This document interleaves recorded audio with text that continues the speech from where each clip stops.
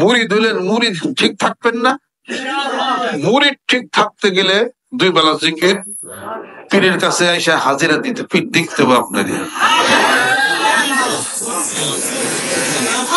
দূরে থাকবেন, শয়তান আপনার ফাঁকে লিয়ে যাইব।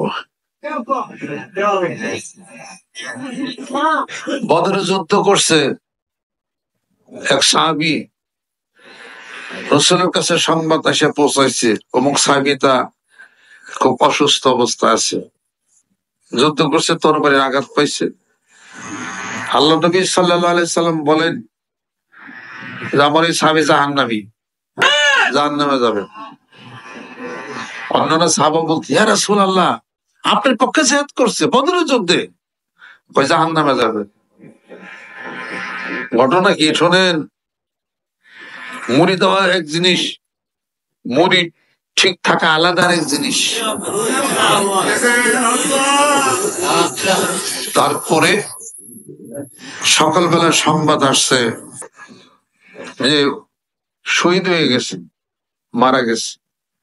আল্লাহ নবী সাল্লাল্লাহু আলাইহি ওয়াসাল্লাম বলেন, হ্যাঁ, জাহান্নামে গেছে। কি ব্যাপার? আল্লাহ নবী সাল্লাল্লাহু আলাইহি ওয়াসাল্লাম বলেন, দেখো তো কেমনে মারা গেছে, খোঁজ নাও। পরে খোঁজ না দেখা গেল কাফেরদের তরবারির আঘাতে তার শরীরটা ক্ষতবিক্ষত হয়ে গেছিল, মারা যায় নাই, জান আছে, কথাবার্তা বলে। তার স্ত্রী বলতেছে সে ব্যথার জ্বালায় সহ্য করতে না পারে নিজের তরবারি বুকের মধ্যে ঢুকায় নিজে মরে গেছে। তার শেষ ভালো যার, সব ভালো তার। শেষ কোনটা হয়েছে? কোন ব্যক্তিকে বেষ্ট বান্ধব বলতে হয় না, হাদিস শরীফে নিষেধ আছে। জীবনের শেষে এমন কাজ করবে জাহান্নামে যাবে। আর কেউ না দেখতেছেন মদ খাইতেছে, আপনার তারা জাহান্নামে বলবেন? জীবনের শেষে এমন কাজ করবে আল্লাহর ওলি হয় জান্নাতে চলে যাবে। বদরে যুদ্ধ করছে সাহাবী, জাহান্নামে গেছে। পাইলেন? পিঠ ধরছি, ধরার মতো ধরবো।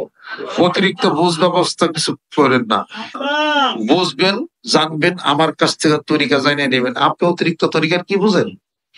আপনি কি কথা শিখেন? অতিরিক্ত কথা শিখেন।